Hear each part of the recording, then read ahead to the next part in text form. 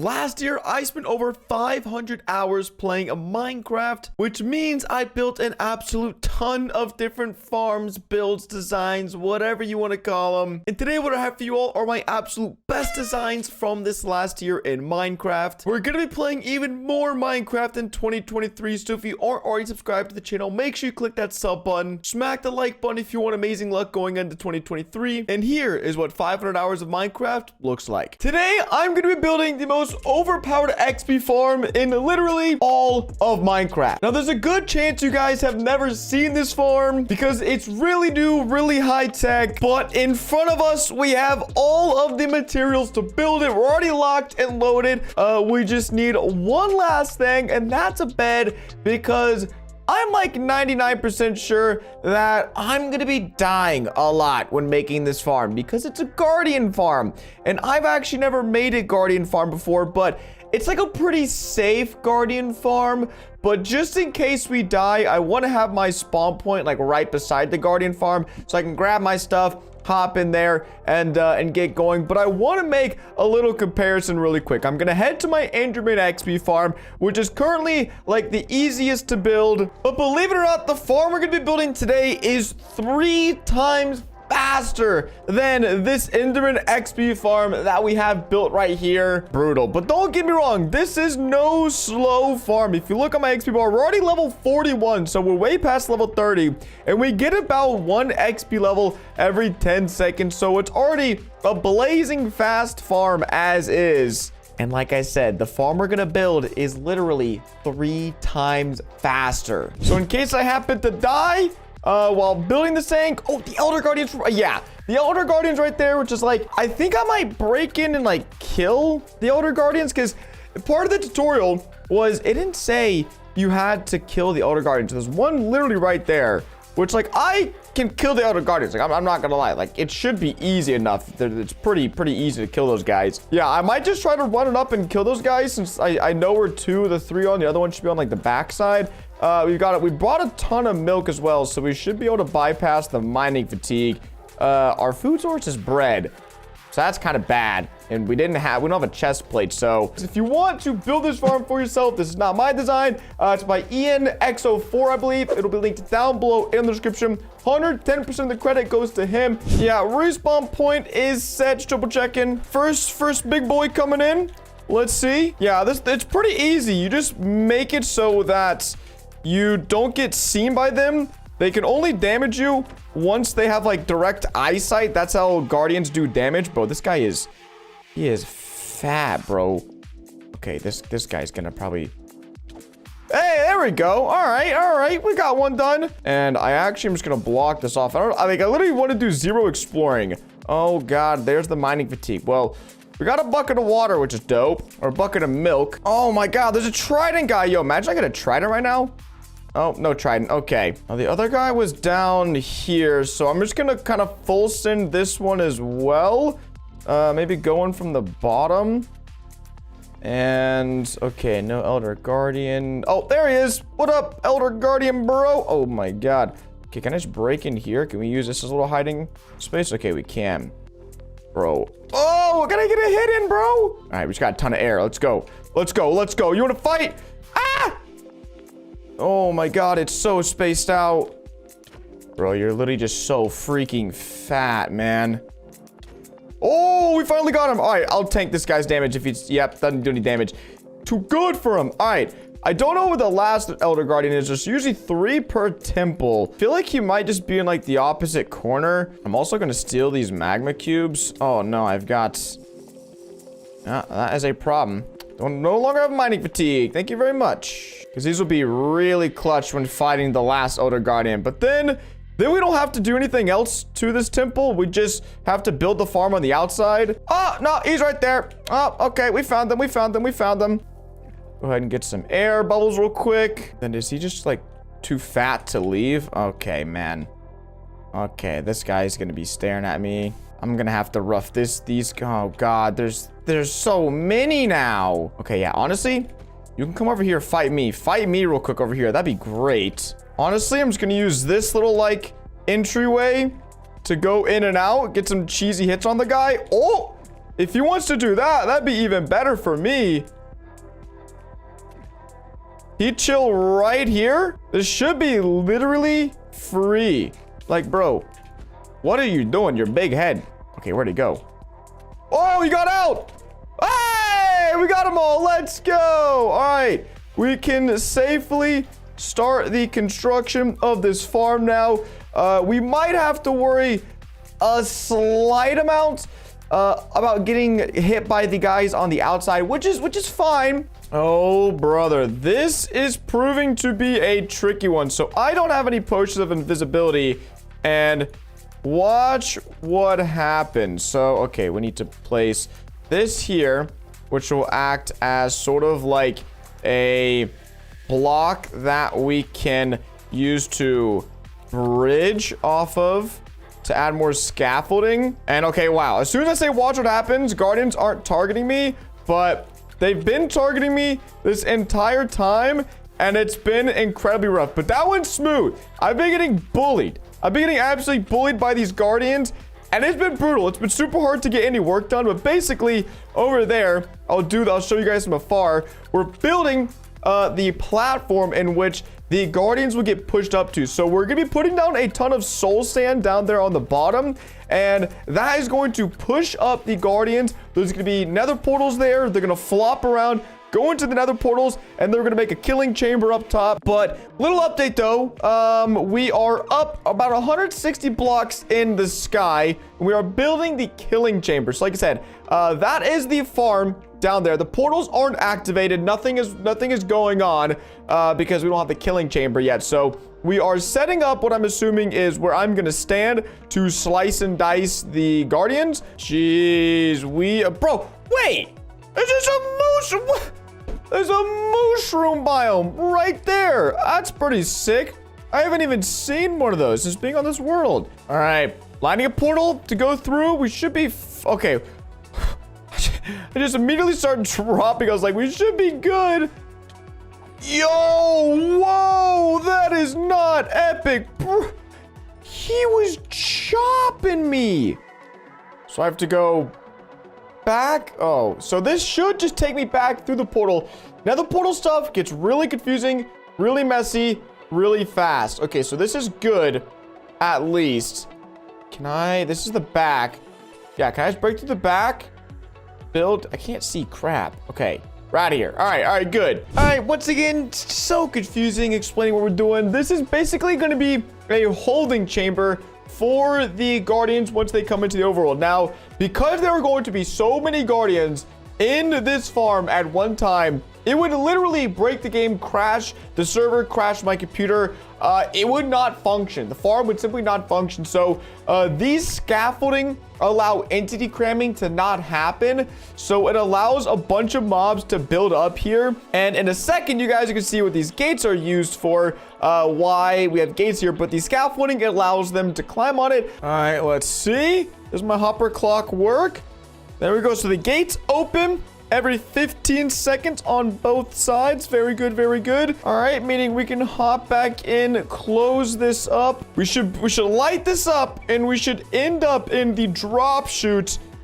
Yes, perfect. Okay, yeah, basically we just do this, make bubble columns, and then I don't think we actually put one right there. And I need to make sure I don't get pushed up when I do this, or else I'm probably gonna die. All right, second potion just been used.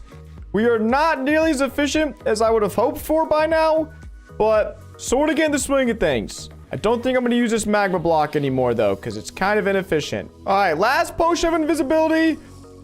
We're going in. All right, I think we should be good. We've got all the soul sand where it needs to be, and we should just have to go up there and wait now.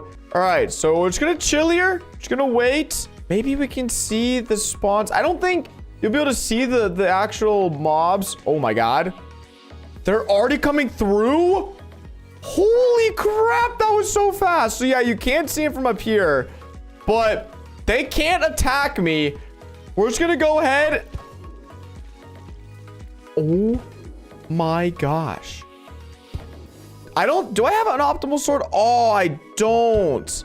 Okay, so yeah, this isn't like a bad sword, but it's not a great sword. So the reason this farm is so good is because the XP generated from guardians, the orbs are more dense, meaning you collect them at the same rate as any other farm, but they're worth more. The XP orbs in this farm are worth more than almost any other farm out there. But let's see what kind of drops we're getting from this. I haven't even been checking. Holy crap. We're getting pufferfish?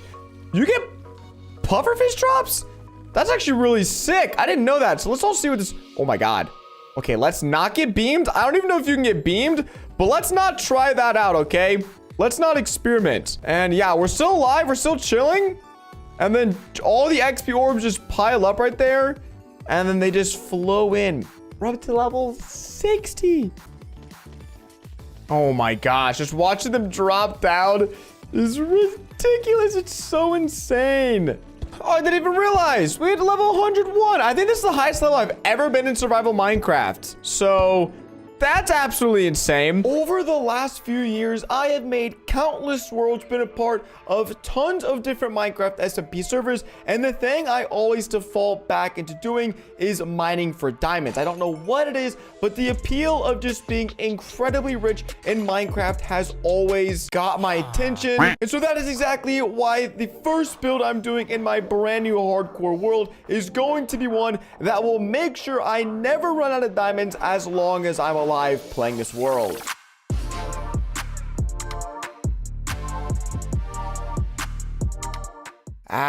Here we are. Let's go ahead and craft the only tool we're going to be needing for our starter house. This wooden shovel. All right, let's see. Let's gather some materials quickly. All right, well, that should be about enough. This feels like a nice place to call home. And voila, my brand new starter house for my hardcore world.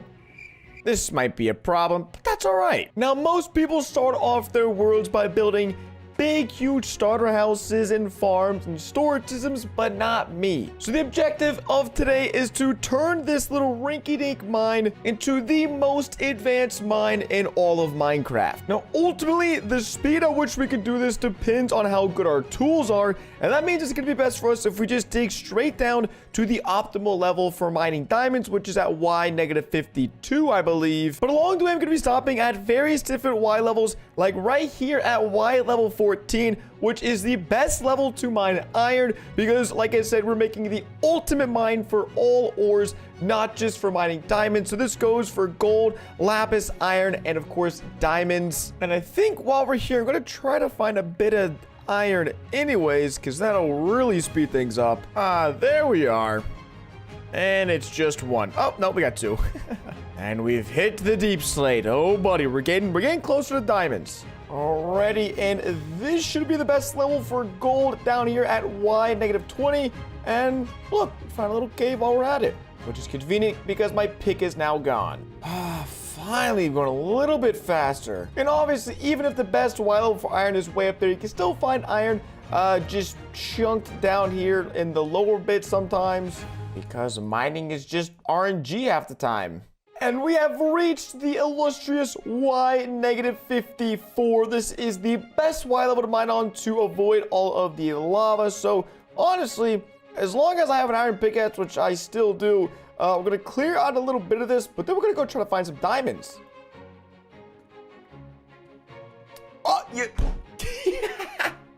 we found some diamonds. That might be a speedrun world record for myself of fastest time getting to Y-54 and then finding diamonds. Oh my gosh, 4 diamonds. Listen, we're not wasting any time here. Where's my, dude, I left my crafting table up there. No, boom, boom, there we are. Good old diamond pickaxe. Now, the best Y level for finding redstone is also here down at -54, so we're not making a separate room for that, but we are going to start out the first of the 4 mining rooms for each level here at the bottom, because I'm still going to look for more diamonds in case this pickaxe breaks along the way. I really just need to always have a diamond pickaxe on me at all times. Quickly thought I'd drop off some items at my base, as these will actually be used later in the building of the mine. But mainly right now, I have 2 goals. Slap down these stairs, which is easy enough. And secondly, we need to widen this bad boy up because I have a really cool transportation method planned for this mine, but we need a lot of space. It needs to be really wide. Oh my, dude, who would know that just making a mine shaft would make you find more diamonds and actually mining for them? Oh, dude. I gotta turn on my hostile mob sounds, bro. Man was literally creeping up on me. This is a pretty dangerous working environment. The mine shaft is now 3 wide, but we're not stopping there. Let's make it 5 wide. It's 5 wide, so we can get started on the diamond roof. Psych, boys, we're making this one 7 wide because, like I said, we have some big plans, and I'd rather go too wide than not wide enough and then be screwed later on.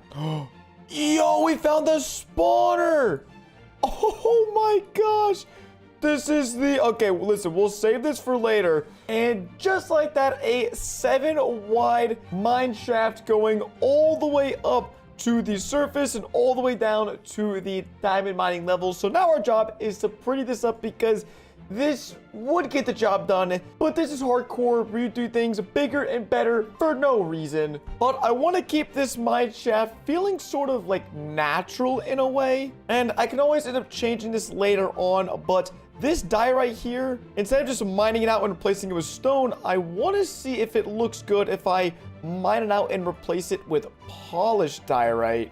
Honestly, it's not too bad. And then these just random blocks right here that I was placing earlier, replace these with stone, just clean it up a bit. And then same thing for these just massive, what is this, andesite or is it granite? I always forget. Granite deposits, just make it polished granite. Alrighty, we have spruced up all of the mine shaft. We added in stairs, exchanged all of the andesite, granite, and calcite up there just for the polished blocks. But you'll notice there are some stairs missing, and that's because in the place of these stairs is going to be transportation rails that take me to each one of the Y levels. So right here we're standing on around Y level 15, the best level for iron. So we're gonna have a minecart track that goes all the way down here, puts us about right here, and then we're gonna have another rail that goes all the way down there to diamond level. Similarly, a rail from up top is gonna stop right here at the lapis level, and then another rail down there at the gold level. So that's a few hundred rails we have to get, and a lot of mining we have to do. All right, we managed to snag 2 stacks of iron, which I think should be enough, but now we have to go out and grab some gold to obviously make the powered rails for the system. And this is just me really wishing I wasn't like day 13 of this world, so I could just pop over to my gold farm, grab some gold to build this. But don't worry, I'll end up building one soon enough. And now we're back mining gold ore for the rail system. Just gotta make sure when you're mining gold ore, you keep an eye on those sneaky little piglins over there. Dude, what's going on? Why did chicken killing the... Dude. That chicken's a murderer. And 51 gold ingots later, I'm really hoping this is all I need because I had to do calculations for this. And so if my calculations are off, that's just going to mean I'm just stupid. All right, all of these are wired up. We've got all the redstone rails in place as well as all of them are turned on. So we're going to go and test each one of the rail systems to make sure they get you up and down in a timely manner. All righty. Off we go. Oh, this is the diamond one. See, I don't even know which rails go to what. I'll end up labeling them so that way I hop on the minecart and I know what's going on. But this obviously got us all the way down, but now it should be able to get us all the way back up without a problem. There we go. Started out a little slow, but we are cruising now. Yes, sir. So now we are on to the final step, interior decorating. Well, and exterior, because I need to build a sort of hub for this, and these dirt blocks aren't going to cut it. But a quick little update on the mine. We have made quite the progress. We've added in some support beams every like 10 blocks or so.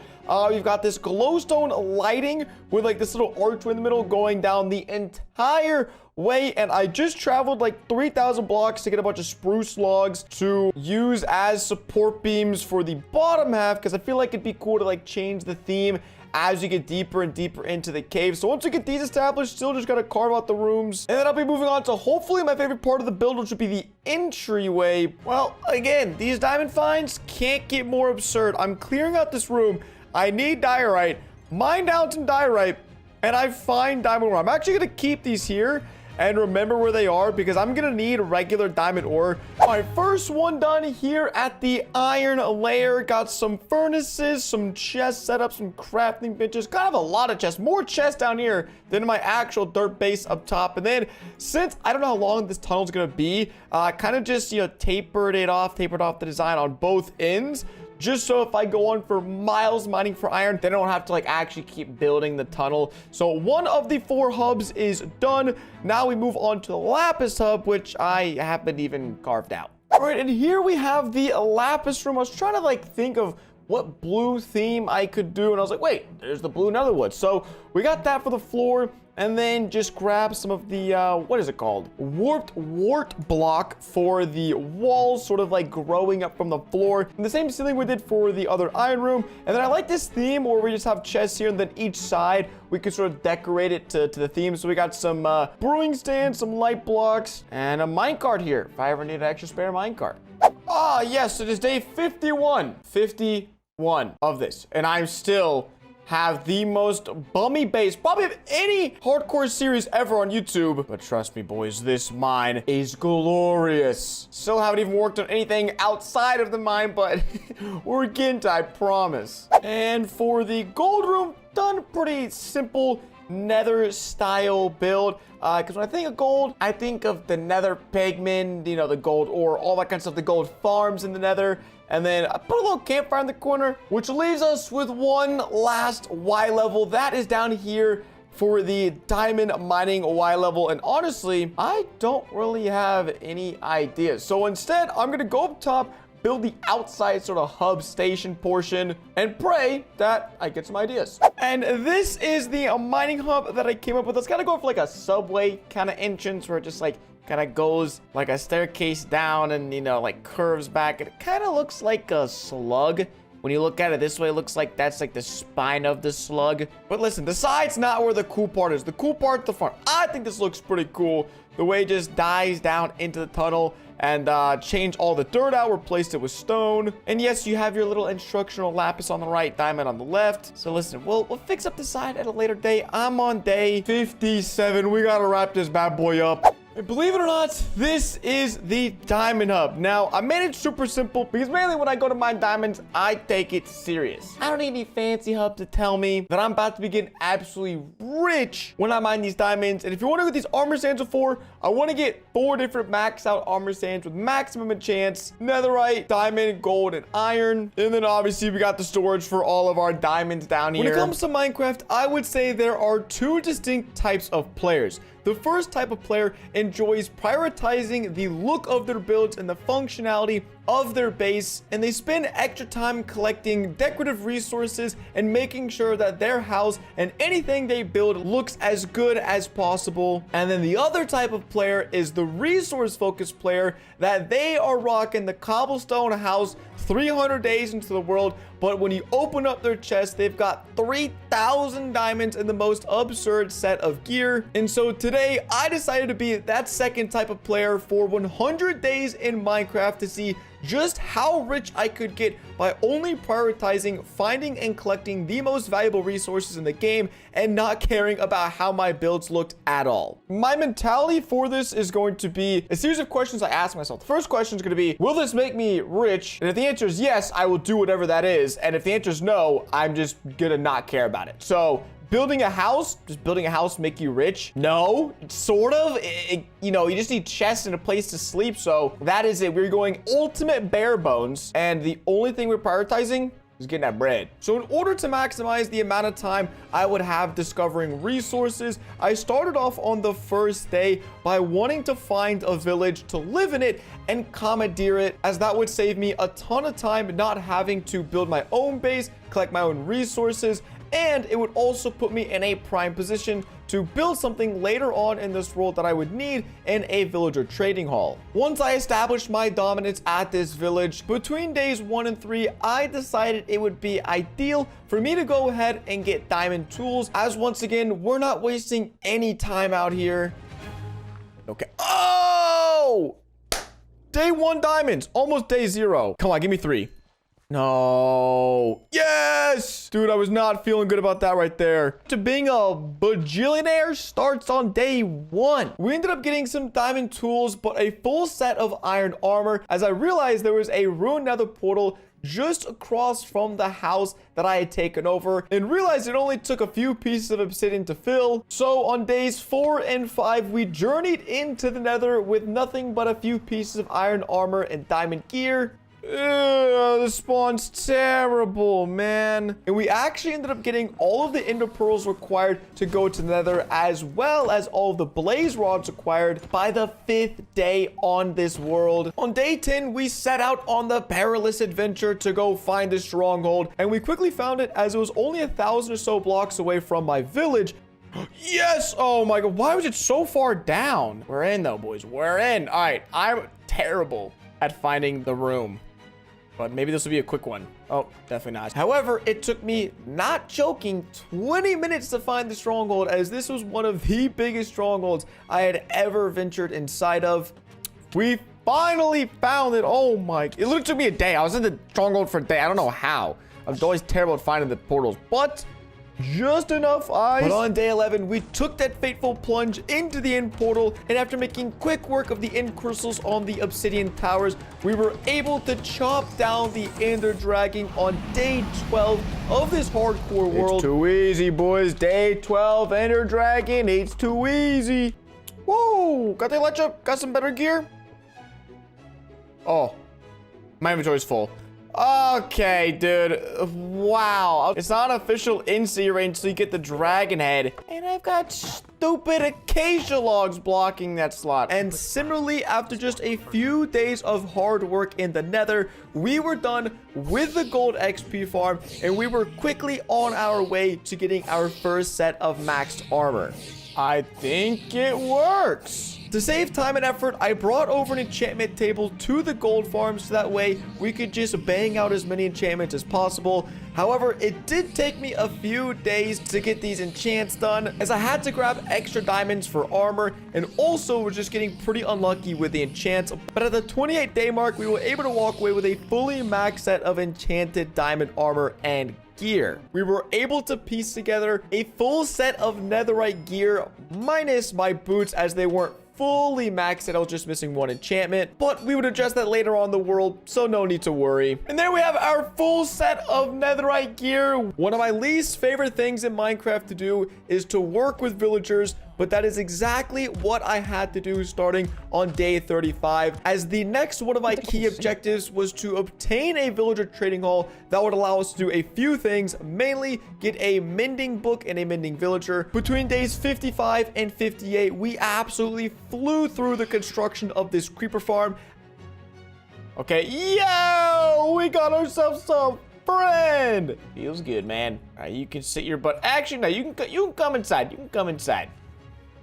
My luxurious, beautiful house that's missing a roof. Welcome on in, buddy. Right on that crafting table. Yep, he's right at home. Let's see. It's been about 5 minutes. I should see some creepers.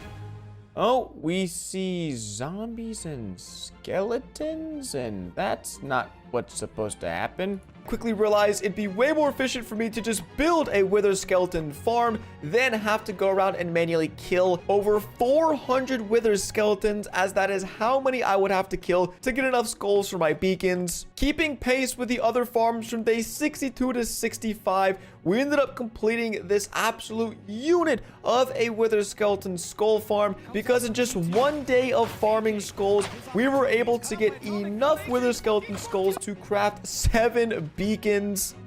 All right, now let's kill 7 withers, because I accidentally got some extra skulls. On day 67, I hurried over to the end to quickly make work of all the withers, as once again, we didn't have time to mess around with chasing them in the sky or setting them up in a dungeon to kill, as we were just looking to get rid of these guys as fast as possible. This also coincided with another key objective I had when starting this world, and that was to obtain a stack of each ore block in Minecraft. And so having the iron farm run for the last 30 days of the world would be able to supply me with over a stack of iron blocks, no problem. And let's see, does it work? Of course it works. So this should make a few hundred iron per hour, which is fine. So we're going to be cutting it really tight, but I think it's possible to get a stack of blocks for each ore in the game. After over 25 days of crafting emerald blocks, we finally completed the beacon on day 72. And voila, our beacon is done. Oh, at the same time as well. I'll take a speed, haste, resistance, throw in a jump boost while we're there. Can't forget about strength. And last but not least, regeneration. We have become the ultimate Minecraft player. Oh my gosh. Bro, I'm keeping this on for the next 30 days. I don't care. And then I feel like this is an appropriate place for the dragon's egg. It goes pretty smoothly. I like that. And boom, we have our 4 stacks of different blocks. You got a stack of gold blocks, stack of diamonds, stack of iron, and stack of emerald blocks. And it is only day 87. Now, this is where I also kind of ran into a problem, as I had completed all of the main tasks I'd set out to do, but realized I had 13 days left to continue getting even richer in Minecraft. So during the daytime, we're going to be exploring these desert temples for just really rare items, as we've pretty much maxed out every other rare thing we can get in the game. And after manually mining those last few ancient debris on day 96, we finally got the 2 pieces. It only took like 5 minutes. Oh, wait. Oh, I didn't even pick them up. There's 1. There's 2, which means 9 ancient debris. Block of... And... Oh... Oh, another block. All right. The piece de resistance. Now, going into this world, yes, I had the idea of I just want to get rich, but I'm not really proud of this. To be honest, the farm's not even really done. It's kind of scuffed. The pins over there are just... The house is tough. There's a random iron bar sticking out of it. I still haven't cleaned up my zombie area, so for the next few days to the end of the 100 days, I'm just going to clean up this base and make it something that I'm proud of, because right now it's scuffed and it doesn't represent someone who's wealthy, someone who's got a stack of diamond blocks. This is not an environment in which they'd be living in. And through the first 97 days of this world, I ignored all of the horrendous features of my base. But having achieved a wealth in Minecraft I didn't conceive was possible in 100 days, I spent the last few days in this world cleaning up my base and making it look presentable. As what's the point of being super rich if you live in a place that looks like a dump? Well, ladies and gentlemen, it's been 100 days. I did a bit on the house. It's not good, but that's okay, because I do plan on making a part 2 to this.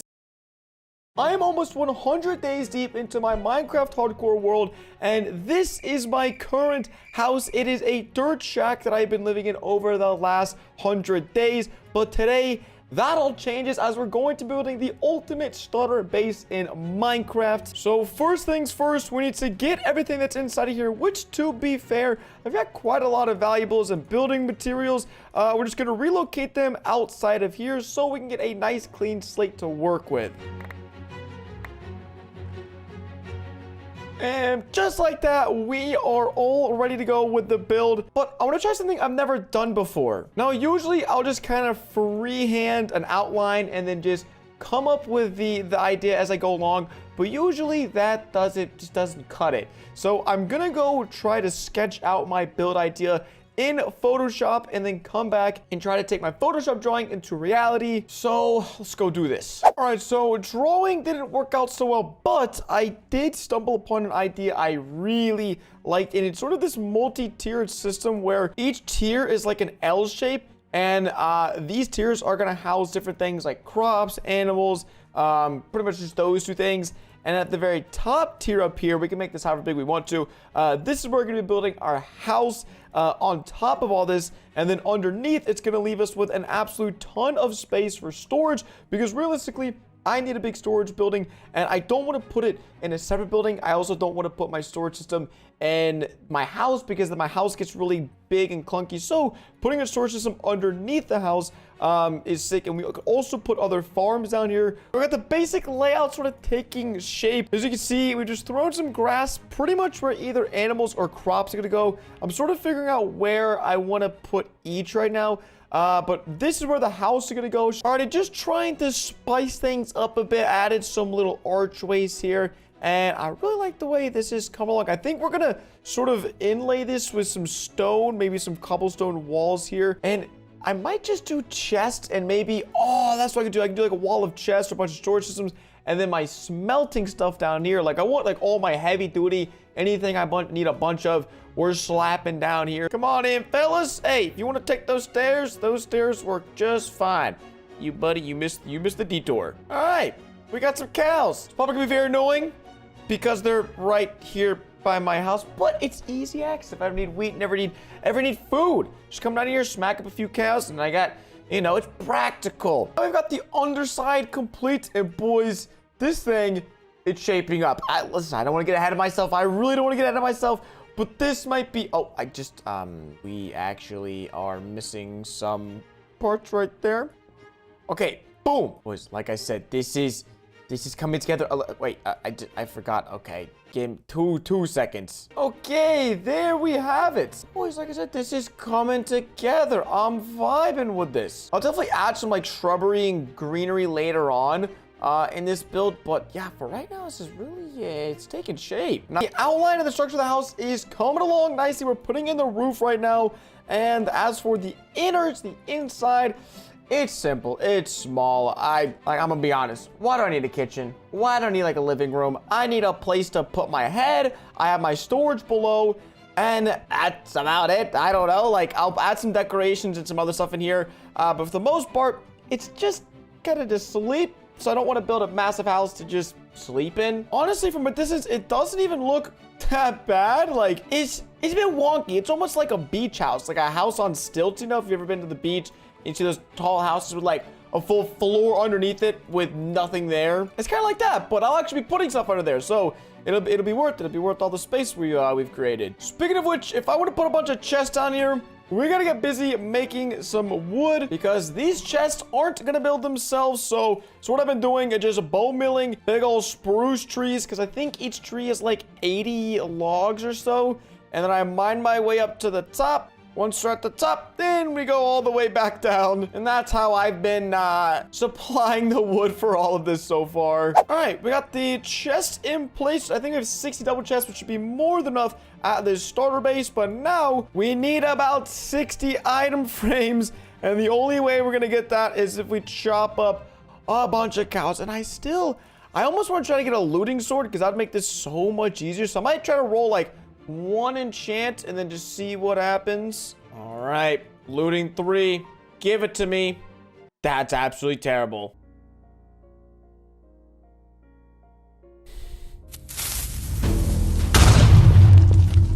Dude, nah, that's crazy, bro. Now that's actually insane. What? Good thing I have a bunch of chests here. I'll have to I guess we're gonna organize some chests.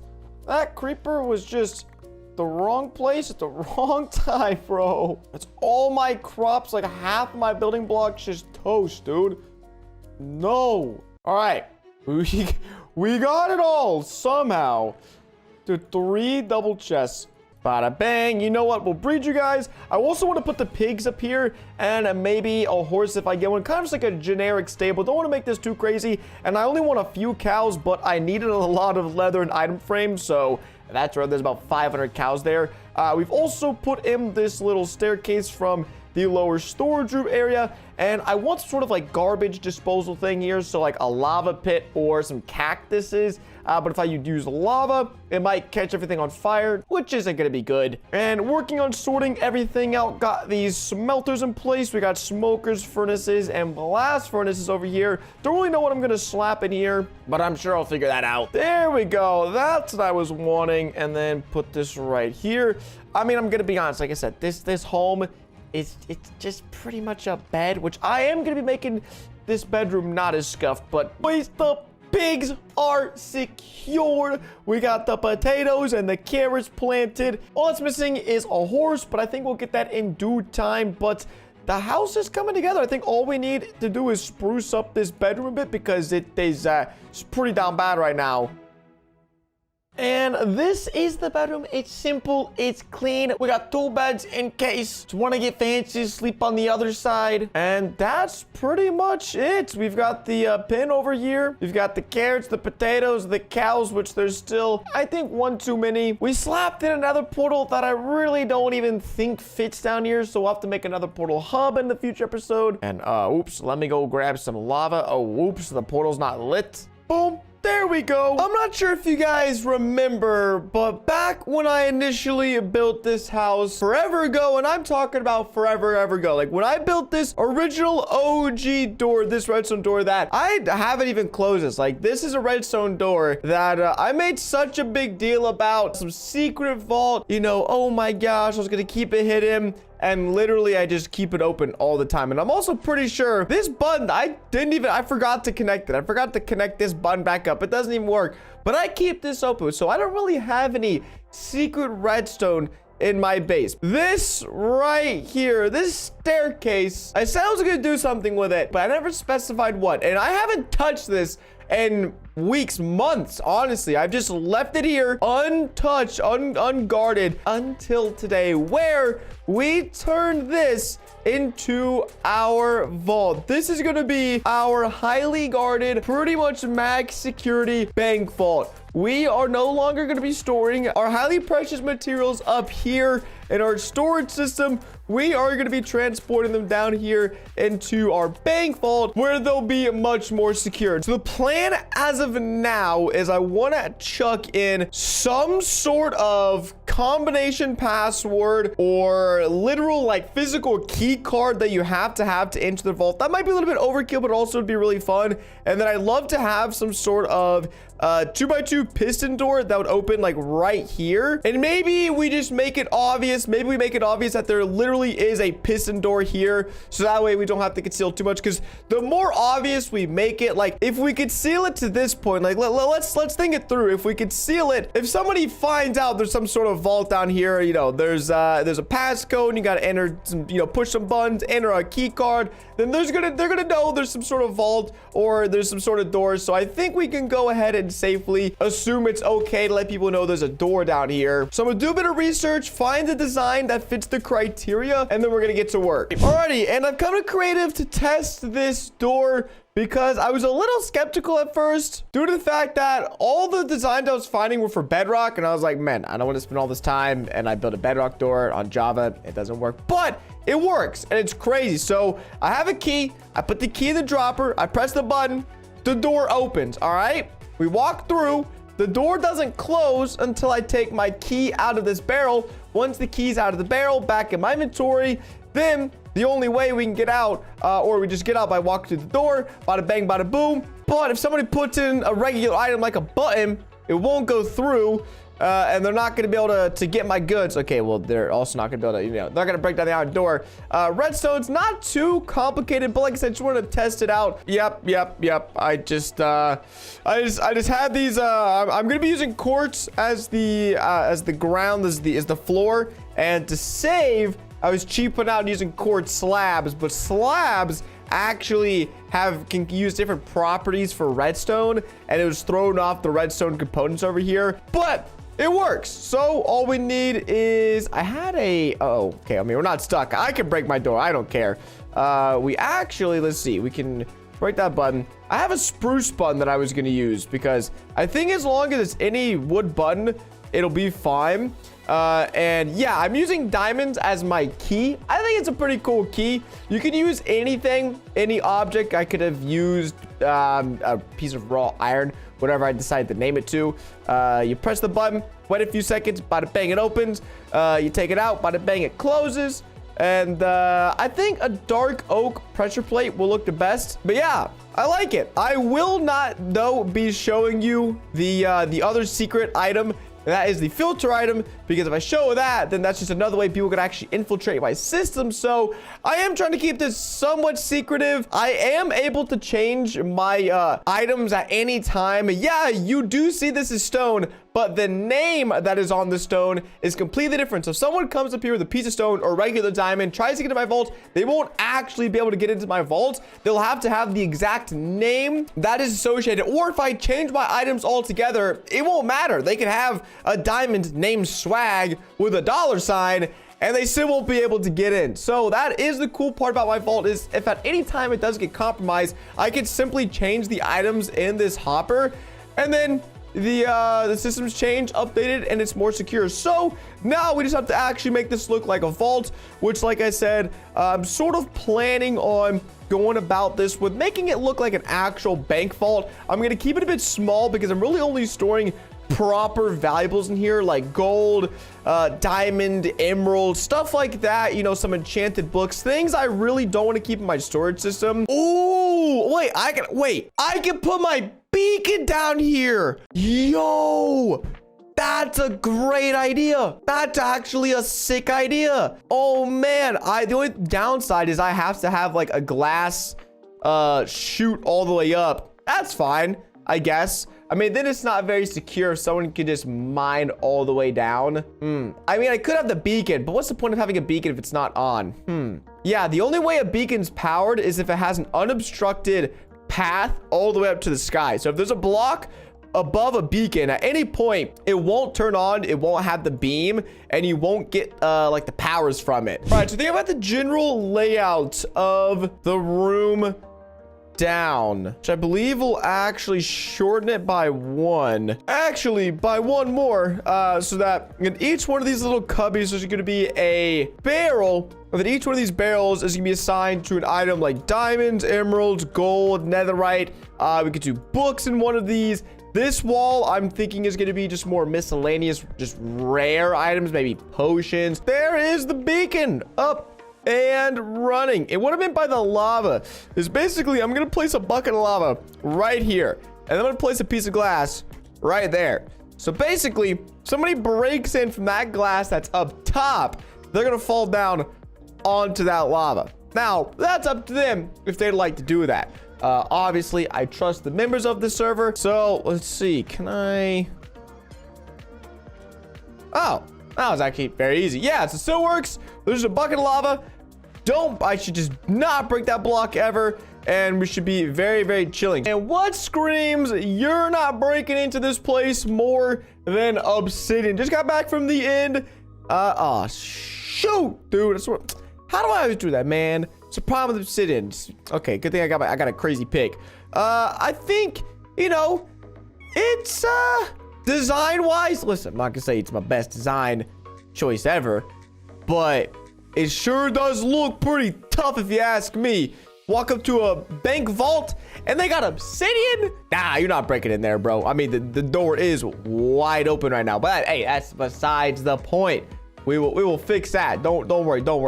Well, we're almost done with the inside here. We got to go to the nether, I guess, and get a bit more quartz to finish off the roof, but that should be it. We're adding some lanterns. Well, I'm actually kind of in shock that this doesn't look too bad. Like, it actually kind of makes sense. And this wall, for once, what the where did you come from, my guy?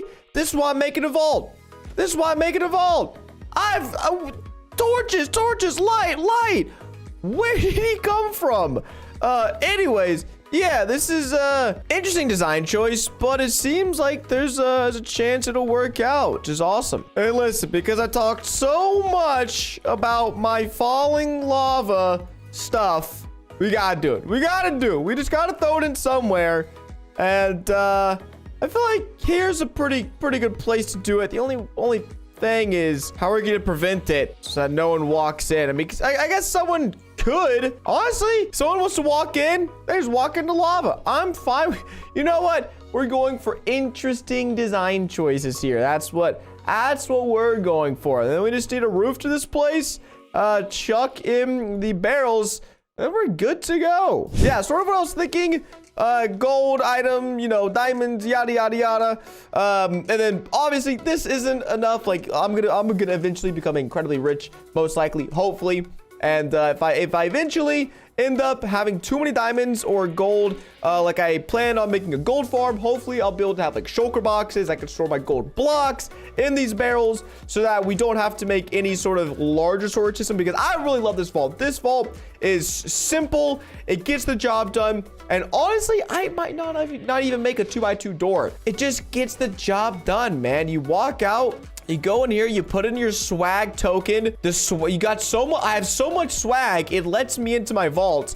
I redeem my swag back, and then I can go get my items. And the beacon, the symmetry is insane, and it just works. It's super clean. I'm absolutely in love with this. Honestly, I really hope that I don't have to make any adjustments to it, because if I do, I'll be an upset, angry gamer.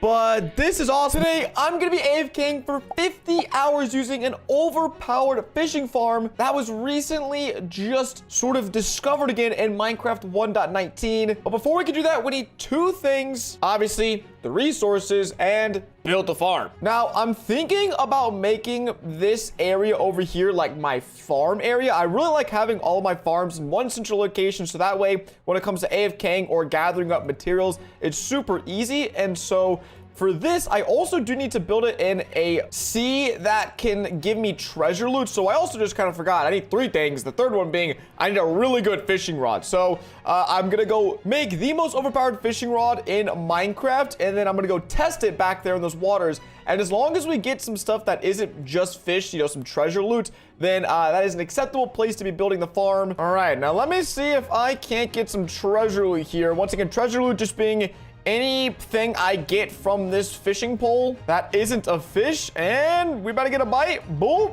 It's a fish. Okay, I might have to be here a minute. Ooh, nautilus shell. That might count. I don't really know. Now, nautilus shells are actually classified as treasure loot, so I think this spot, this ocean, will work for the farm. So on to step 2 of preparation, actually getting everything we need to build this bad boy. Now, the reason I'm actually really excited to be making this farm and doing this challenge is because for the last few years, AFK fish farms haven't actually even worked in Minecraft. But with the introduction of the brand new skulk blocks, and specifically the skulk sensor, that is what allows this farm to now work. And that's why we are running to where I think I remember seeing a deep dark biome somewhere down here, or I've at least passed through it. So we need a skulk sensor block, and once we have that, we could pretty much get to work on building the farm. Ah, yes, here we are. Okay, so no skulk sensors. I honestly, can you even find skulk sensors in just like these areas? Stop, bro. Shut up, please. I mean, I found one. It's gonna spawn in the water. I'm gonna die. Okay, Soak Touch pickaxe is out. I have to make this drop. Well, okay, then it didn't alert it. Oh my god.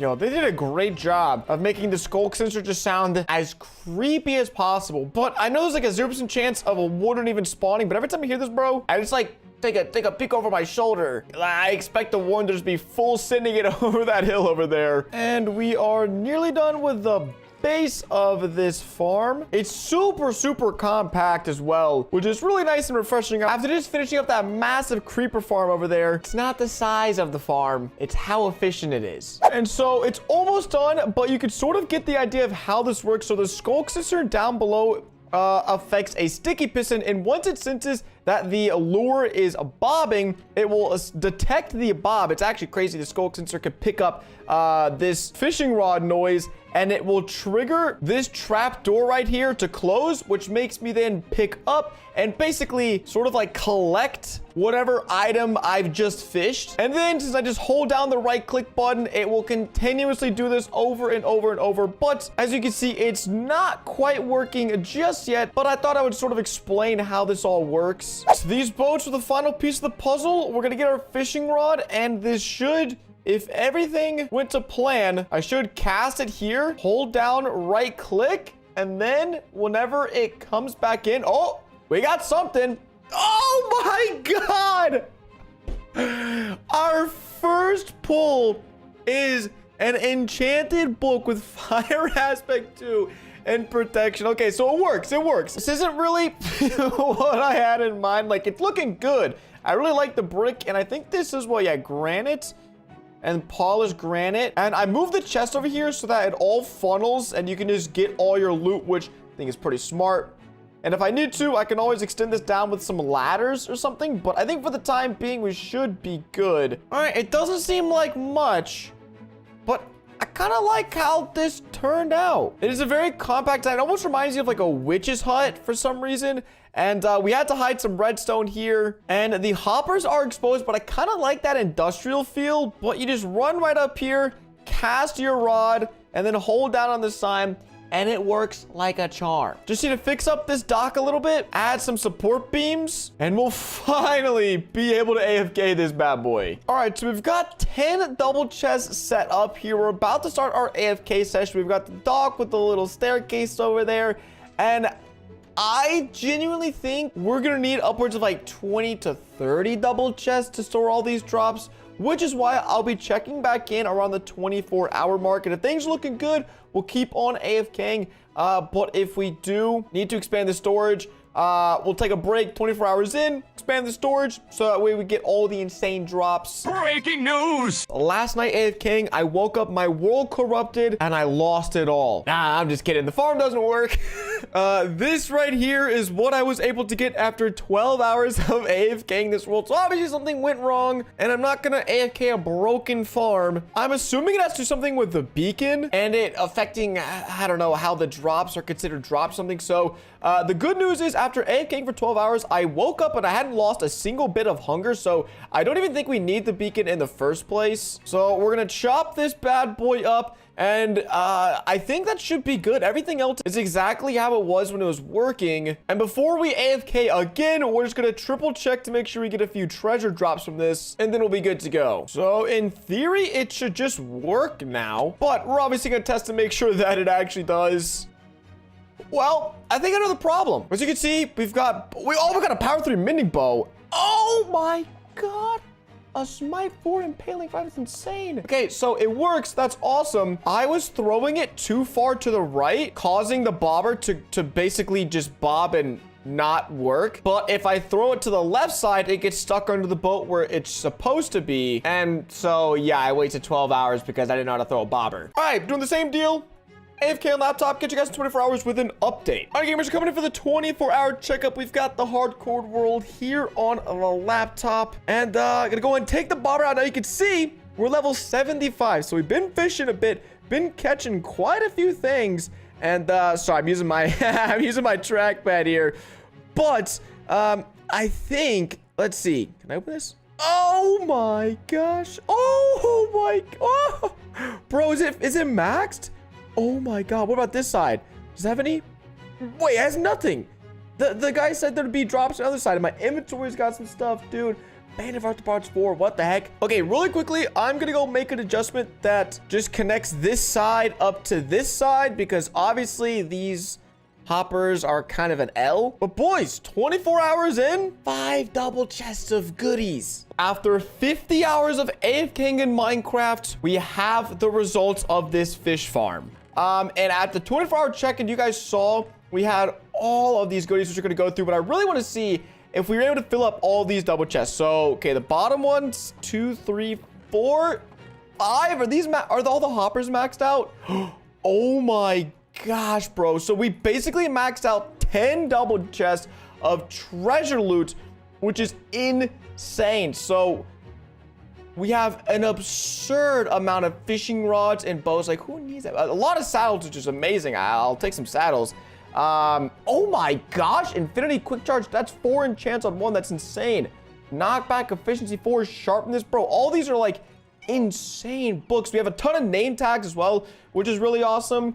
But okay, all right. We'll probably leave all of the not crappy stuff in there, but I really just want to get as many books as possible. Because the fish, we can always, if we ever need fish for whatever reason, we can come back and grab these. But that's like, oh, that's like a shulker box full of enchanted goodies. Oh my, look at that. It's like the longer I AFK, the better the stuff I got. So all said and done, we managed to get 2 double chests just of enchanted books, and then just an absurd amount of fish. But I really quickly am gonna grab a name tag and a saddle for the horse we're gonna be claiming as our pets. But quickly before we do that, I wanted to show you the statistic of how many fish we caught. Now, boom, 6,386 fish. I believe a standard chest holds like 1,500 items or so. So that is like 2 double chests of max stacks of 64 fish. I don't think this counts like the legendary things we fished. So all of those other items, I really don't think it counts in here. Just fish caught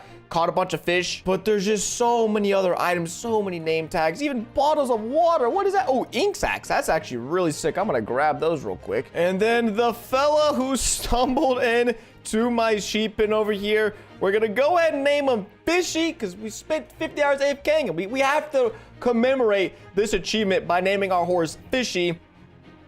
There we go. Got our saddle. Fishy, come on, get out of here, buddy. I don't know what you're doing in there. Honestly, we can just let him chill in here. It's nice, and you know, it's got a nice breeze, some air. Don't do it, Fishy. God dang it, man. I have a pet for 2 seconds and he goes wandering off. Okay, maybe we don't put him in there. Bro, now he's just stuck in the nether. I don't know what's going on. Buddy, you're not going down there. All right, well, looks like my boy Fishy will be chilling here for a little while, but that's okay. Today, I'm going to be enchanting 1,000 books in Minecraft. Yes, you heard me right. 1,000 of these bad boys books in Minecraft. We're going to be enchanting them. Now, you may be asking yourself, why am I doing this? Well, as you can see, currently, we have 110 XP levels, and that is courtesy of the brand new garden farm we made. Okay, it doesn't look like we have a new garden farm because we have like no materials at our base here. But here, let me go to this farm and show you guys what I'm talking about. All right, we are here. Let the guardians spawn in down there. Here they come. Yep. That's what we're in for. Full wave of guardians. We're already at level 111. Keep this in mind. And the XP just continually flows. And so I was thinking to myself, why, like, how could I use up all of this XP at this new farm? Well, I'm just gonna slap an enchanting table right smack dab here so that we can kill a bunch of guardians, and then while we're killing guardians, we can sit here, use the enchanting table, kill guardians, enchant, kill, enchant, and we're just gonna go as fast as we can, and we're just gonna see what happens. Do I need 1,000 enchanted books? Absolutely not. Will it be a fun time? Probably not. But it just sounds like a wicked challenge to put my new farm to the test, so let's go put it to the test. All right, so there's a few things we need in order to do this. We first need bookshelves.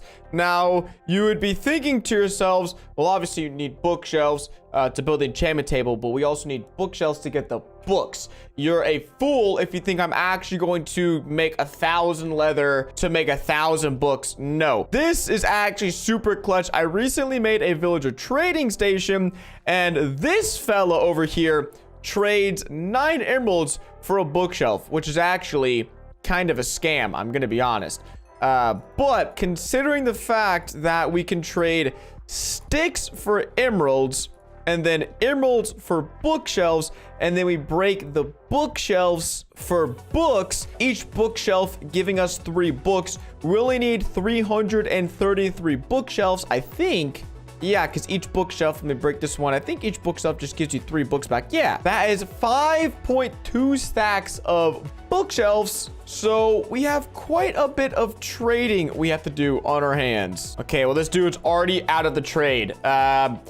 This might be a problem. I might actually have to get 1,000 books regularly, or like kind of do a bit of both. I don't know. All right, well, looks like we're gonna need all the leather we can get. So, cows, we're gonna be needing your help.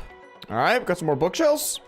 Got some more bookshelves. Yo, my man's helping me out. He's hooking me up. I severely underestimated how big of a challenge 1,000 bookshelves was. I don't know why I did.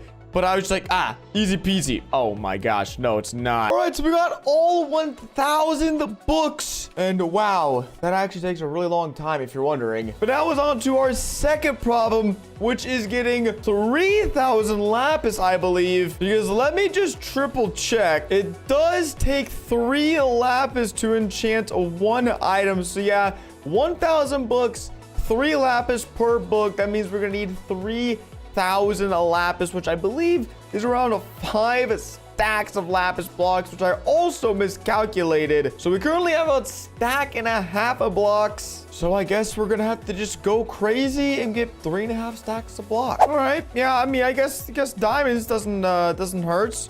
Trying to find some lapis. This is a little weird. Find some slime, find some lapis, find some zombies, little wombo combo action. I don't mind it. Hey, more multitasking. Find some diamonds, find some lapis again. All right, after literally 6 hours of prep, we have 1,000 books, over 3,000 lapis.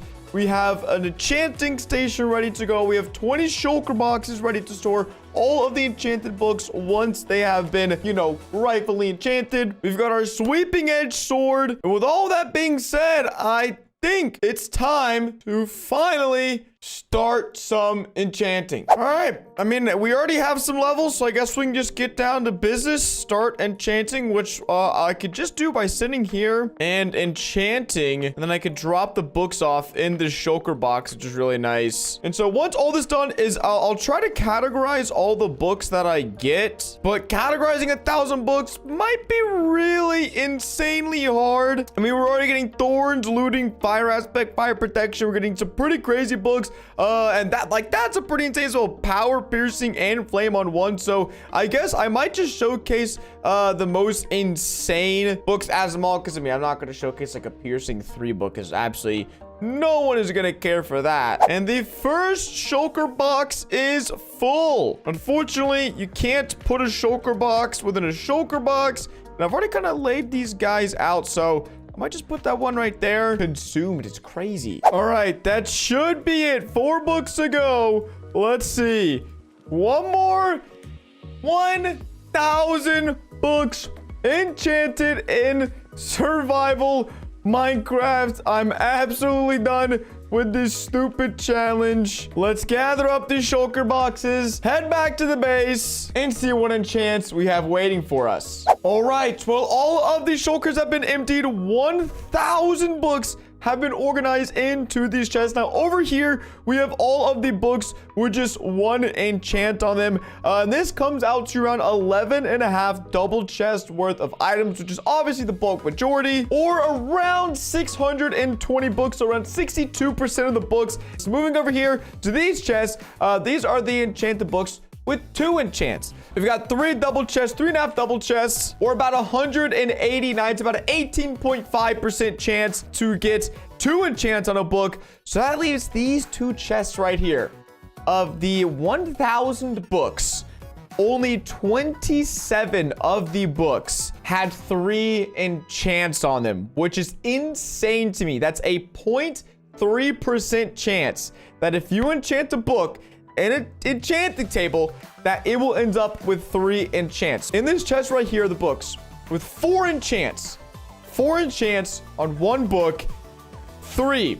We ended up pulling 3 books out of 1,000 enchants that ended up having 4 enchantments on it. So that is a 0.03% chance.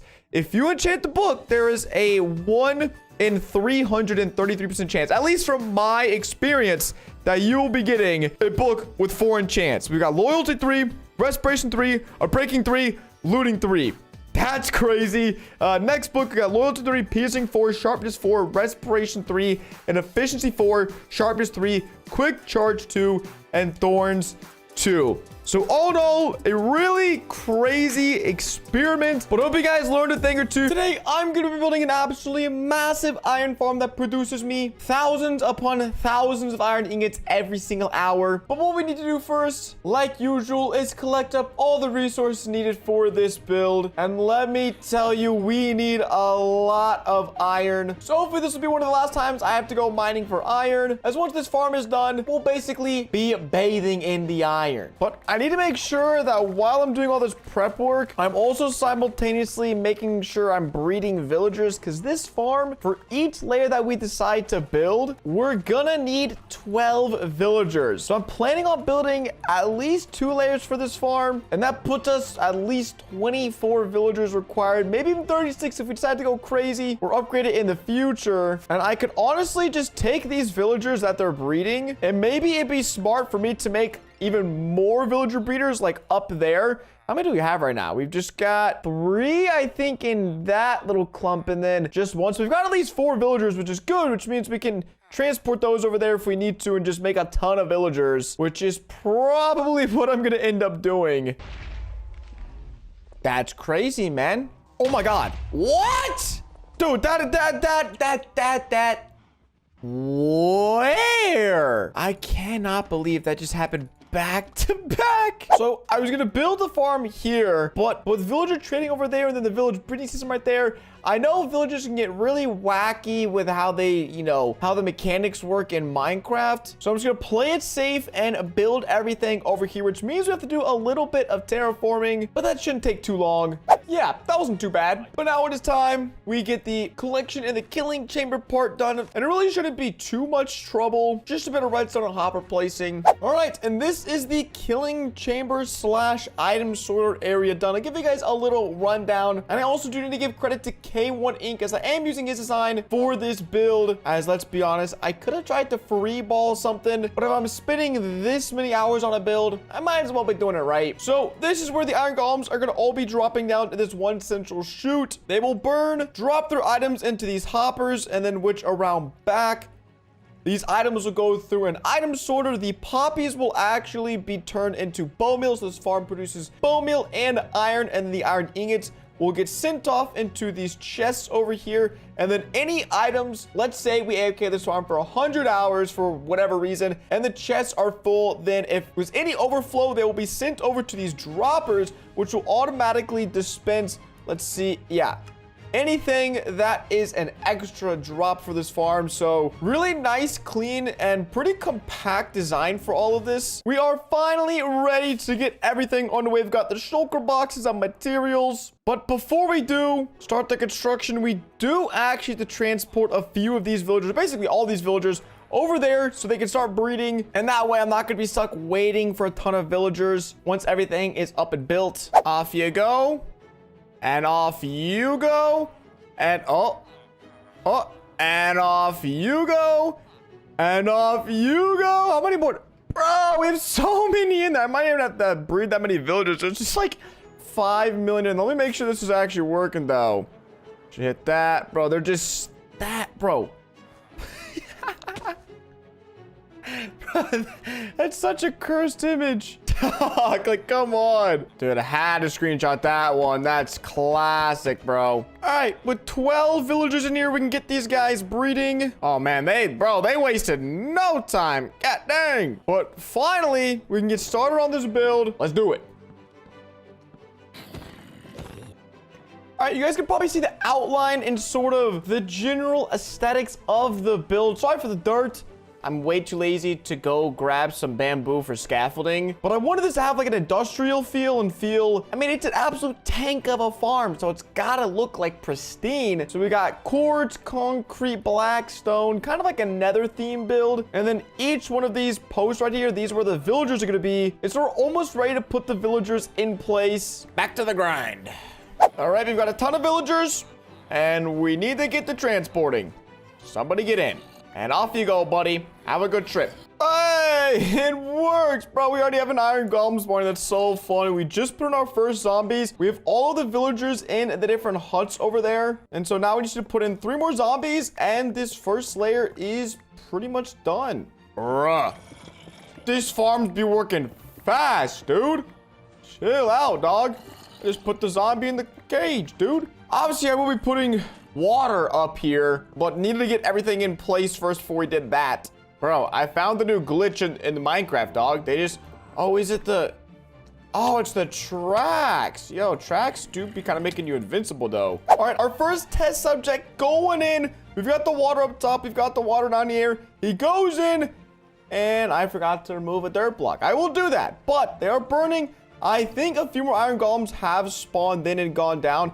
Obviously, some up there. And boom, right there. So this farm is working as intended. And the great thing is it is nighttime, so we'll be able to get the last zombie into that little spot over there, which means we'll have basically 4 villagers operating at once while we build the second layer of this farm. So we should be producing iron in the meanwhile. But let's get everything finished up. Dude, this is the crap I've been dealing with. It just turns into like World War Z, Black Ops 2 zombies down here. I just need one of you guys. What are y'all doing? Do you want to be in my iron farm that bad? And the last swag master is in his place. So that is the first layer of the farm done. And while it looks cool, it's going to look a whole lot cooler with the second layer. And now that you guys kind of know the gist of things, I'm going to do my best to speedrun through the second layer. But before we do that, I do want to see, oh, bro, it's been like 10 minutes. I want to see with one layer how much iron we can produce in just 1 hour. So then that way, when we got 2 layers, we'll have a much better idea. And the system is working, converting the poppy flowers into bone meal.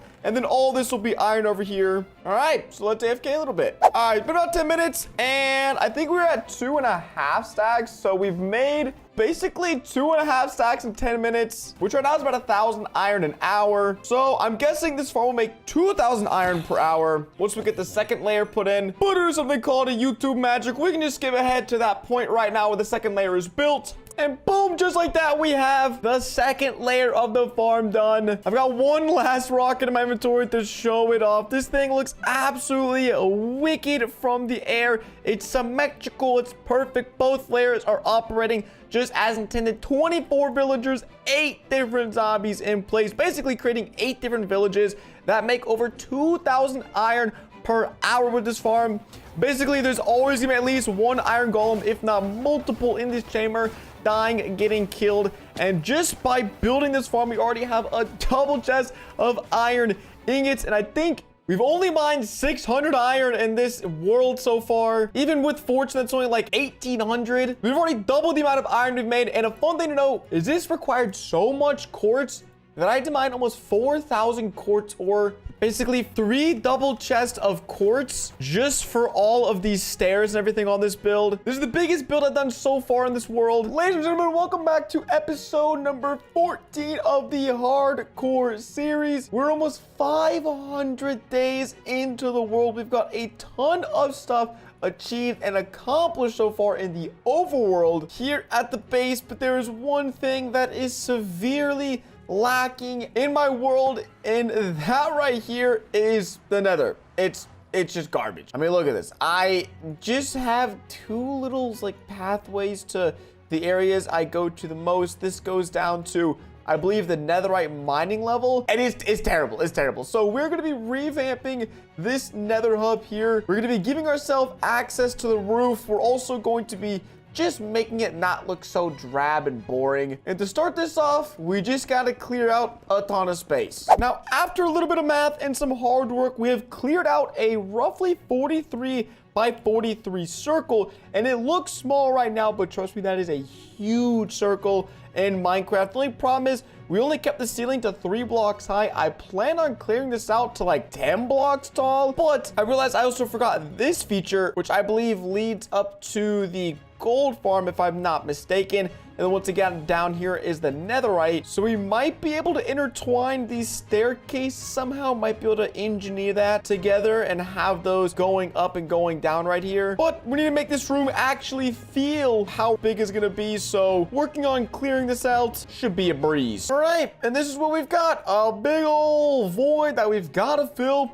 with something. So I've got a few things once again that we need to do. Now, the other bit of functionality I want is the ability to just fly straight up from like, I'm thinking like right here, because this is where I was typically running. I would run all the way here. I'd fly, go up these stairs, and then I'm greeted with the nether portal that will take me to my end portal. But that's super inefficient, super time consuming. And so what I think I'm gonna do is I'm just gonna set up a portal in that same exact spot, but on the roof of the nether. So I'm just gonna fly straight up through the bedrock, because we'll be able to break bedrock. Do I still got what it takes to break bedrock?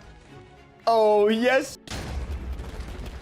Well, Okay. On the last one. Don't mess up. Don't kill me. Don't use my totem, please. Oh, shoot. Did it work? Hey, I think it worked. Oh, we now have a fully functioning 4x4 hole in the roof of the... That looks so crazy. The roof of the nether. I don't know. This one got destroyed, but it did. And yeah, I guess we just have an extra block there vibing. All right, we also constructed a little bit of a launch pad here so that we know straight shot up, we're good to go. And now we just need to go copy the coordinates of the portal, take back this shulker box. We go ahead and destroy this portal so that it no longer works. Or actually, I don't think we'd ever have to. Oh, just to be safe, we'll destroy it. All right, we should be off to our in portal. Let's see. Hey, works just like we planned it to. Also, because I'm very forgetful, I made a white carpet path to the portal so that I never forget where it is. All right, now we can start collecting resources for the rest of the build. And obviously it wouldn't be another build without having resources from either the Crimson Forest biome or a Warped Forest biome, and there's one right here, so we're gonna chop down as many resources as we can to chuck them on in our nether portal hub. All right, we got our first biome done here in the hub. Now I'm thinking about doing the Warped Forest here and then the Crimson Forest biome here. All right, there is the first one, and I'm also trying to think of how to, like, what is in another fortress? Nothing. There's literally blaze spawn. I mean, I can't get a blaze spawner here, and I also wouldn't, so added some nether wart along the back wall, some chests, because you'll find chests in there, and then lava flow behind some fences, which I think looks pretty sick. But this is probably gonna be the most bland one, I would say. A little update, we have, I mean, this is pretty much the Basalt Deltas biome right here. It's just gray, black, and bland, and then you throw in as much lava as I can fit in there. For this biome, I have a really cool idea, and I'll explain it in a second, but I realized in order to fit all of them in, I had to make the Crimson biome a little bit smaller, so we still have blocks to place and trees to grow, but this thing is really coming along, and yes, the piece de resistance is going to be another portal I'll be building in the middle. All right, so we are almost done. We finished the skeleton here, which need a little bit more soul sand.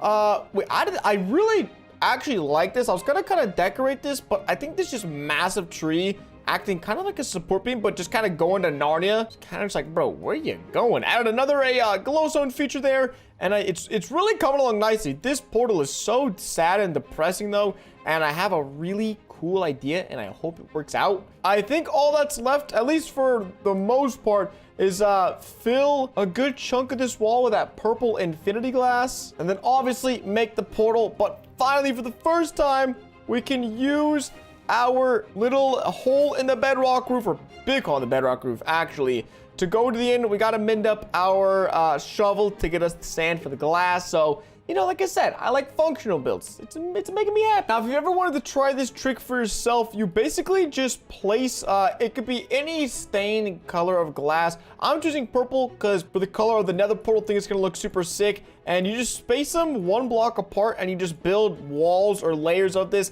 Usually people do it as floor designs, but I've seen that way too many times in nether hubs. So I decided to switch it up, make it inside of a wall. And when we close this up here, you should be able to see it makes this really crazy fog effect where you can't even see the back wall. You can see the side walls, and honestly, like, I could change those, but I don't really care, to be honest. I think it looks pretty sick. Definitely add some uniqueness to this area. And once again, I've never seen it been used in a wall before, but I think all that's left to do is to make the actual nether portal area. So I'm gonna need to head back at materials for that, because once we break this portal, I mean, we just have to make sure we have enough obsidian to get back, which on that note, we should probably head to the end because we're gonna need a little bit of obsidian for this one. All right, so the idea that I had was to not just have one portal, but 4. So that way, in theory, if I come back from, let's say, mining netherite, I just hop right in here. Once again, I'm trying this out. I think we can design this to be pretty cool look, though. Now we just have to make it not look atrocious, and shouldn't be too hard to do that. All right. Now, I've tried a few variations of this, just seeing what works and seeing what doesn't. But I feel like this should give me the overall, like, vibe I was originally going for, where it's just, you know, the nether waste biome here, with the magma and the fire, and just got some finishing touches to do in the nether portal. Once again, I think it's looking pretty snazzy, blocked off the wall, so I can't just run through, which I guess is a problem, because now I have to do hardcore parkour if I want to get from place to, you know, that's fine. It looks sick. I don't really care. It's getting a bit crowded in here, so I don't want to do too much more, because sometimes, you know, simple is better. All right. And there we go. That is the quad portal we have developed. It's massive. I think it looks absolutely gnarly, and once again spits out all 4 directions. Oh, dude, this will be fun. Oh, I just bomb poop back there. But maybe I kind of like that in a way. You know, the mysterious void where they just get, I don't know, creepier and creepier back there. And then you've got the nether fortress section, which I'm gonna be honest, it was just hard to do something cool for this. Our massive crimson forest and, oops, we're missing 3 blocks. Just kidding, no we aren't. Our crimson forest over here with the absolute mammoth of a tree and just the squad hangout of the century going on over here. Our soul sand biome, and I actually kind of forgot the name of the biome. In their little basalt deltas biome over here to wrap things up. For today, we're gonna be beating up the Ender Dragon, but in order to do that, we need substantially better gear. We got the easy 350s on from last episode, which is good, but not good enough. Take a look at our gear. We're quite downers. We still have a stone shovel pickaxe and unenchanted gear. So I'm currently working on fortifying my sheep army to get beds, to go netherite mining, and then we'll go hit up our skeleton spawner to get XP and enchant these things. And then we'll go rough up the Ender Dragon, hopefully get an elytra, so we can really start to transform this land over here. Yo! Ancient debris on the way down? That is some good luck. That is a great sign. Yo, we're about to get clapped by a gas. Now we're on our way to getting a 2 ancient debris out the gate. My luck is usually with a full inventory of beds, I'll get like, oh my gosh, I'll get like 8 ancient debris. We've got so many beds left. Oh, the timing could not have been better. How many is that? Let's see. How many? Give me a few. You're only gonna give me 1? Whatever, I can't complain. This is not gonna be good. Oh, I had a feeling. I was right. But at what cost? How do I get that? There's a piece of ancient debris in there. But how do I rescue that piece of, where is it? Bro, this might be a lost cause. Bro, I was literally right too, which sucks, man. Rest in peace to debris. All right, well, all said and done, we ended up with 27 netherite scrap. So do I have enough gold for that? What do we have? We have a block of gold. Yeah, so we got 25, which is 6 ingots, which is good because we only need 5 for this, 4 for the full set of armor, 1 for the sword. So I am about to go crazy with enchanting god tier sword, some new armor, because there is absolutely no shot I'm dying to Mr. Ender Dragon Man. Before we go to the nether, gotta soup up that armor. Oh yeah, baby, cover me in debris. It's hard to explain, but because this fortress is in the soul sand valley, it's gonna have basically its spawn rates are gonna be turned up to like 1,000%. So this is gonna be a super dangerous. As you can see, there are just a ton of natural spawned blazes, and they're all really mad at me. So this is gonna be a really hard fortress. Like, there's literally just wither skeletons chilling over there. Wait, is that a blaze spawner? It's a blaze spawner. Let's go. That's huge. Okay, there's 1. Okay, we're getting kind of bopped up right now. Oh my gosh. You know what, dude? Let's go pick a little fight. Let's go get lucky and get 3 wither skeleton heads right now.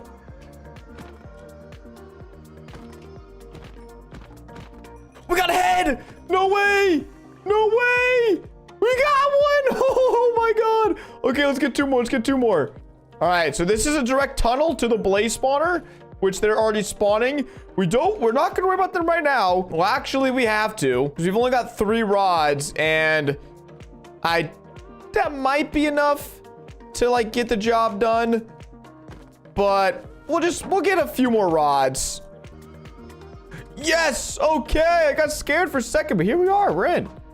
Bro, this place is huge! Oh! Imagine it's like a 10i. Oh, it's 2. Boop, boop, boop, boop, boop, boop. Oh. I was like, bro, my game broke. Let's go. Ah! Oh, he's perching. This is it. This is it. This is it. One cycle. The 10 bed one cycle. Here we go. All right.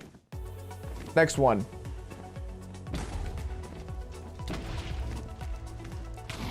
Oh, we actually one cycled him. Dude, I didn't even do that in practice. No way. Yo, that was pretty sick. That was like 12 beds. That was a 12 bed one cycle of the Inner Dragon.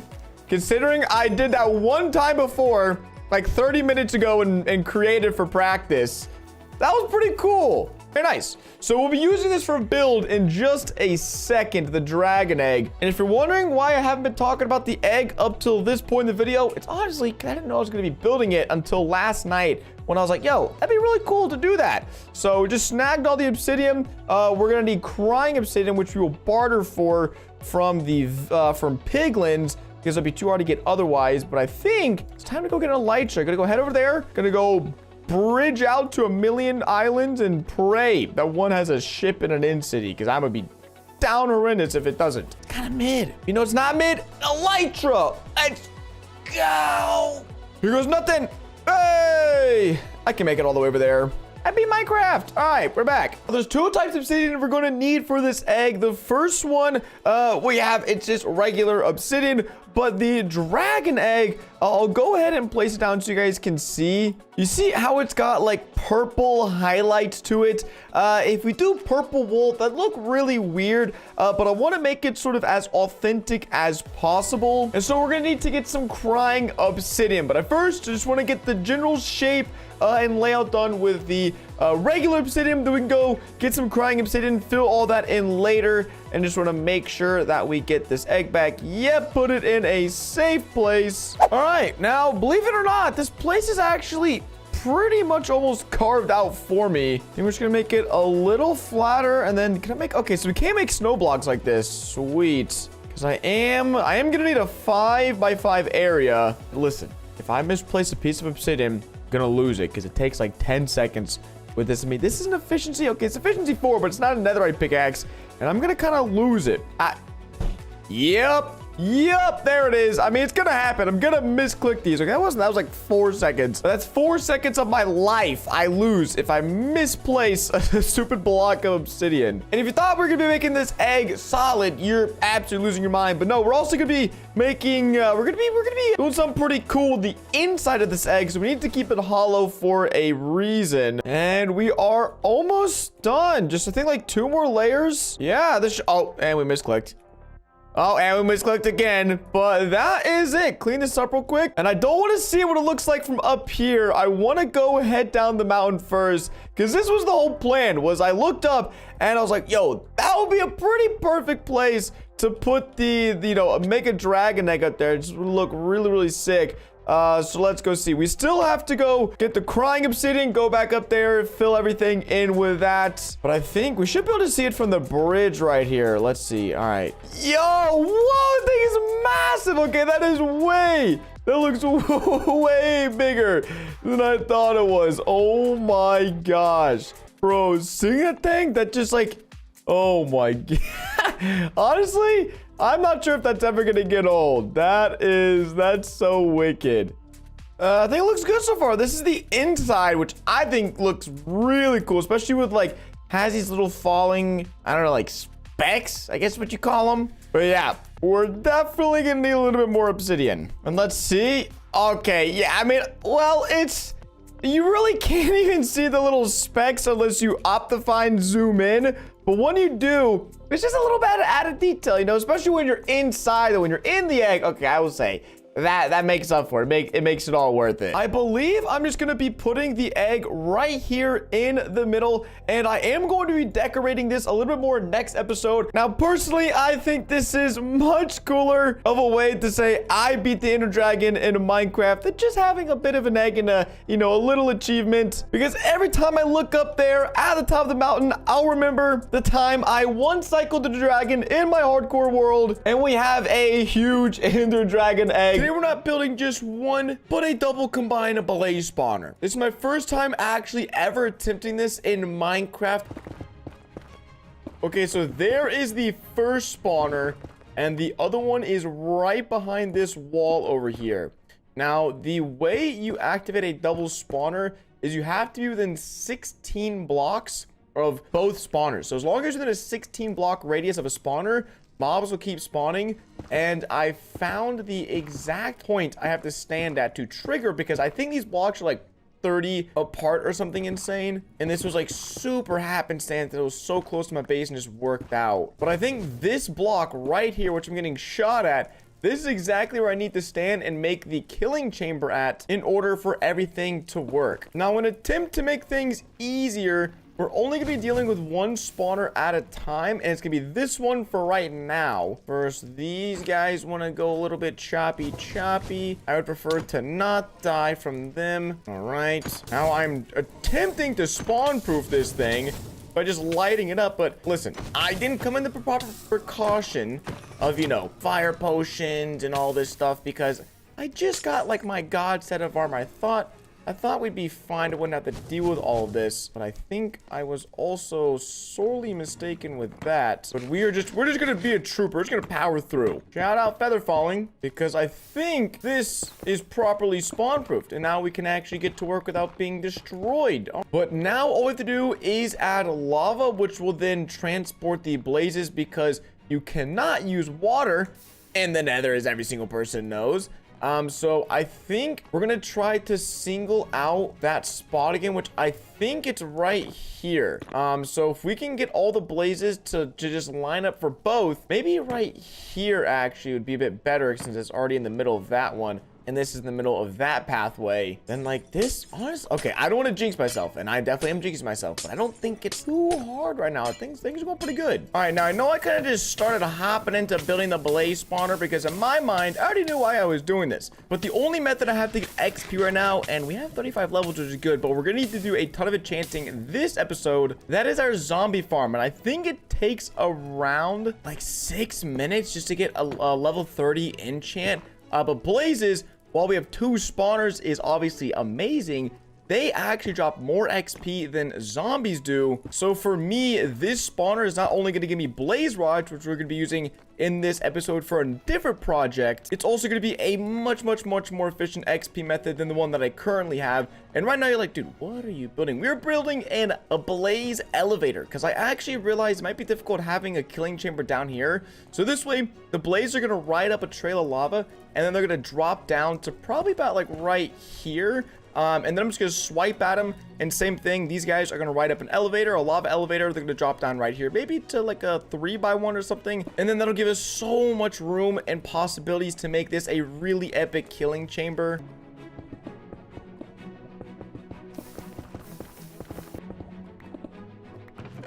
Bro, oh my gosh, 6 diamonds, another word, and the saddle. Bro, those buns get, oh my, what in the, bro, I just need another brick. I don't know what was happening. All right, now that we've got all the glass in place, not gonna lie, this, all but one apparently. This is starting to look pretty menacing, if I do say so myself. And for the most part, this is done. And now we just need to go ahead and start working on the lava elevator for the blazes. And I won't really know if this works until we actually remove the glowstone and like switch on the farm. But I'm like 99.9% sure this will work. I think that's it.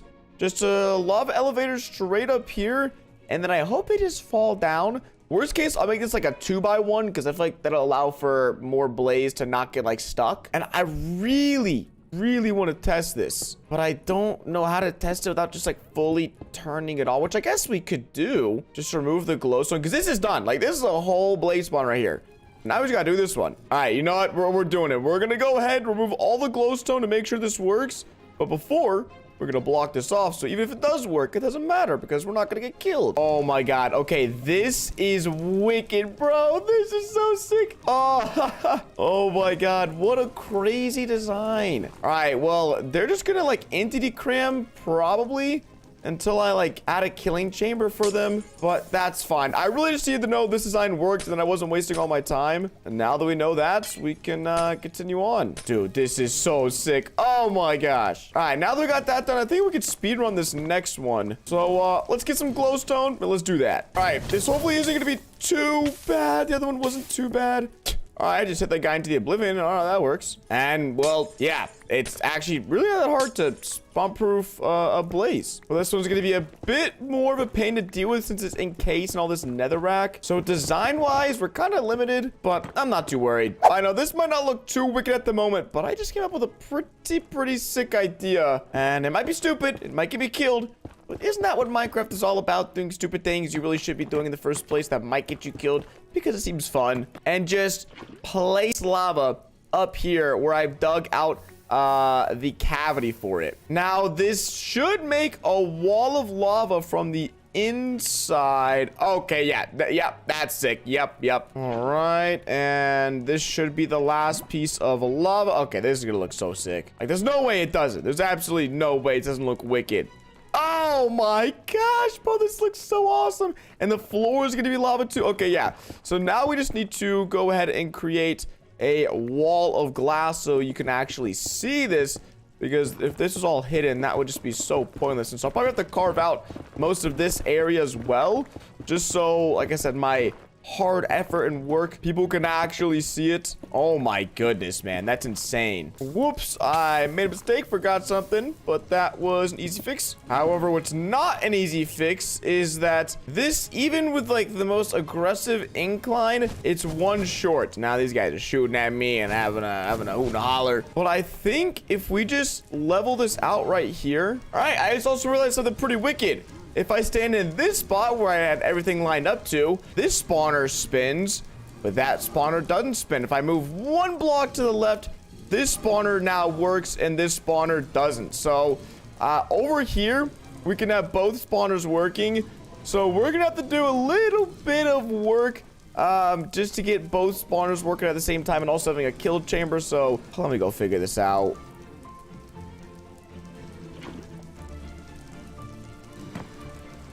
All right, I think we are ready to give this a shot. And I'm definitely gonna start getting bombarded any second. I think they just spawned. I don't even see them. Yeah, there they are. Please, not like this. Oh, no way. Bro, how do I get out? How do I get out? Oh, I gotta destroy this crap. Dude, I had really good blaze luck, like, the whole time building this. It's so weird. Like, didn't die. So, yeah, these fellas are spawning. These guys are already, they've been spawning. And once everything is good to go, we will be able to actually make this area look even cooler than it is. Just trying to make sure I don't fall off the edge or anything. All right, but that is working flawlessly. These guys should just dump off into there. I really hope so. Come on. Come on, you know you want to. Let's go, the first blaze in our system. Oh, feels good. All right, 4 stacks of blaze rods. I feel like that's good enough, and I'm really satisfied with how this project turned out. So, double blaze spawner is a success. Now let's go build that automatic smelter. But before I even get started on building this thing, I'm gonna need a ton of iron. So, off to the mine. Jeez, where did this iron come from? What the heck? Take some coal while we're here. Oh my god, that dude. Oh my god, I can't be.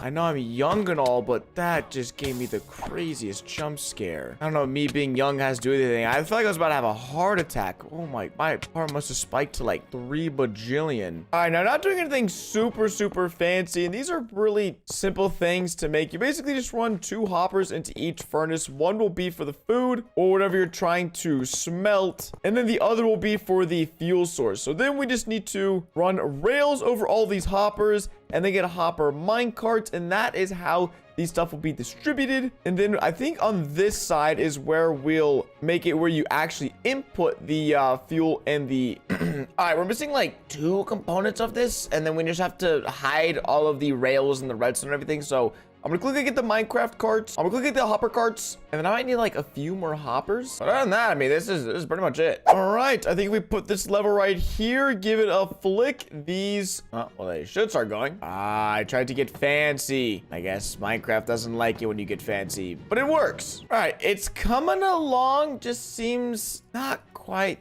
there. Like, definitely needs like a roof or some like corner supports because it's just so black. Because like, it's like, oh, nice and, you know, vibrant enchantment table. And it's like, yeah, just straight death is what this reminds me of. All right, well, I'm pretty happy with the outside. Just small problem on the inside. When it comes to actually accessing the hoppers, which you have to use to load the fuel and the items you want to smelt, I'm gonna have to crawl into the roof. I think it honestly looks kind of cool. Like, not even gonna lie, I actually kind of like the design. And then we can actually go ahead and put one more of these back here. And then, oh yeah, I mean, it's kind of sleek. It's also kind of really stupid. I just didn't plan too well, but this is it. It works. Let's go and get some resources loaded up and do a little test run. All right, so fuel goes in this one and then hopper right there. I mean, we could, because these are my cart with hoppers. Like, we could put a chest up there, but then, I mean, I think I gotta go outside. I'd rather just do this all inside and just looks kind of cool, whatever. Flip the lever and then it will deposit the rods. As you see on the way back, it should be depositing a rod here. Yep. And then, oh, that's not supposed to be there. I was like, why is that working? There you go. Everything just automatically smelts. All the fuel is evenly spread out. Same thing with all of the materials. And then this was my resource chest, but we have stone now. So large success using blades, rods. It's infinite fuel for our brand new smelting room. As always, if you guys enjoyed today's video, don't forget to absolutely annihilate that like button, as well as checking out the other episodes in this series. Subscribe if you haven't so you don't miss a single episode, and I'll catch you guys in the next one. Peace.